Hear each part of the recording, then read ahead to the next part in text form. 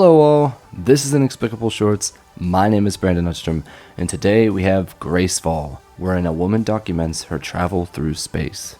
So kick back, relax, and read along at inexplicable.shorts.com. Without further ado, let's get into it.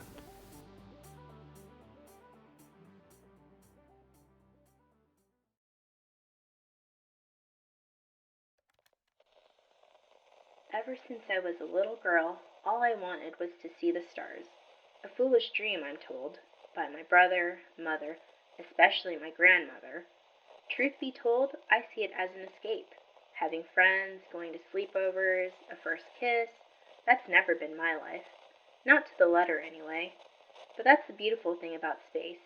Even under the cynical and frankly quite depressing guise I've based my ambitions on, the vast nothingness beyond our plane of existence can be anything you want it to.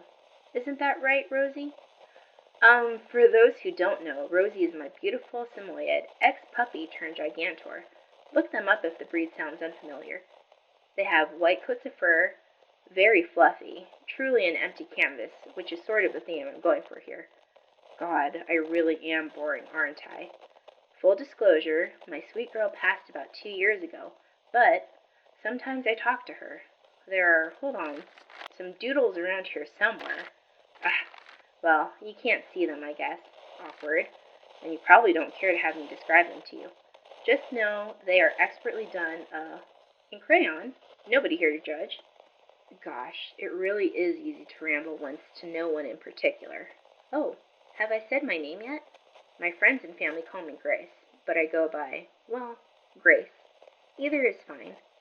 Last I checked, I was, 1 second, I'm sorry. I also have a calendar underneath all this mess. Let's say 31 years old. That's not I'm going to lie about my age to sound younger rib, as hilarious as those tend to be.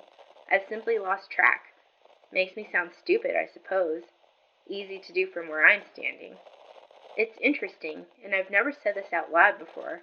It's only rattled about my mind when I'm trying to sleep or otherwise concentrate. But, as much as I crave being alone, none of us truly want that, do we? Just how humankind is wired. Tragic how my warped sense of self-worth has led me to see that as a flaw. Why do we need people? It just makes it all the more depressing for those of us who are deeply introverted. The idea was always, make it to the great black void, explore and kick some ass when need be. Daddy made it look easy. Bit of a vigilante he was. Still could be, I suppose. Man is still out there. Somewhere. I've only recently discovered who he was.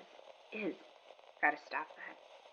The wanderer, people mutter in hushed tones, speaking of the one who goes from place to place, seemingly absent purpose, but only to those who fail to look beyond the surface. Which is most. Myself included at times. But please don't misconstrue things. This isn't me searching for him, hoping to be reunited in a flourish of heartfelt banter with some rando standing by, ready on the violin. His name would be Sven, dressed in a little bow tie, a vest, over top an old-fashioned puffy white shirt, like a pirate?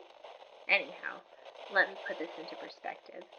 For a rather large portion of my life, I wasn't even aware of who he was, a mere ghost, and my mother would hardly talk about him, which did very little to disperse the veil of mysticism surrounding the man. All anyone seems to agree upon is that a nameless criminal is gallivanting about, killing as he pleases, fucking whichever woman he chooses. A true gypsy. A violent one at that. Would you believe the two of us had a run-in way before I discovered our relation to one another? I'll take your lack of reply as stunned silence. Graham and I were walking through Earth's spaceport. I was young. My mom was largely responsible for the world's first craft capable of light speed. Well, not really. She was a chief medical officer on hand should anyone feel sick or be partially disintegrated by radioactive space debris. Happened to Harold, the janitor. Oh, Harold. Now he mops in circles. Don't let anyone ever stand in the way of your dreams. Nobody's perfect. That includes the people who make the rules. Never stop fighting. You hear me? That's what my father told me during a brief moment of respite, as guards were in pursuit. Someone with a badge was always on the prowl, hoping to be the one who'd finally bring the wanderer to justice. Haunts me to think perhaps he knew exactly who this little girl he had stumbled upon was. Even if that proves not to be the case, why leave us? Surely my grandma or my mother had recognized him that day. How could they not say anything? Life is full of harsh realities. Children need to be made aware of them. Or maybe they don't. Guess I get my independent streak from him. The irony. Here I am, complaining about his incessant need to be completely free of others when I myself do the very same. Still, seems heartless. Wow, I have rambled for far too long. Apologies. If by some miraculous odds you're still listening, major props. You must really be bored, which can happen on occasion. To recap, my faithful follower, singular, I do love it up here. Silence is deafening, sure, but for better or worse, it's one thing I crave. That, and to explore the unknown. My unsolicited advice? Be weird. Make your own path. Don't listen to what others have to say. Unless they make you smile, keep them close. Never push them away. It may feel right in the moment, but, well, you get the point. I try to end these when I can feel myself losing steam, repeating every other word. What cheesy cliche have I not mentioned yet? Oh, stay true to yourself. Awfully important, that one. Down, Rosie. Okay, bye, beautiful. Till tomorrow, whenever that is. Oh, Grace, a man whispered, distraught, audio log in hand.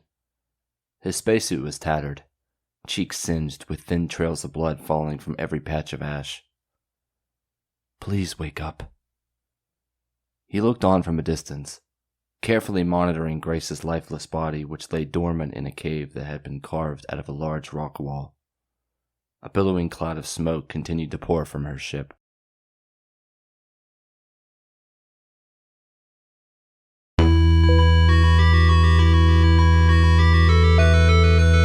And we're back. What'd you think? Hit us up on social media. Let Michelle Casanova know she killed it as Grace. Maybe mention something about my role as the nameless man at the end. Or perhaps about my narration. No pressure. Next week comes a brand new tale. You won't want to miss it. Meantime, stay safe, be kind, and let your imagination run wild. We're out.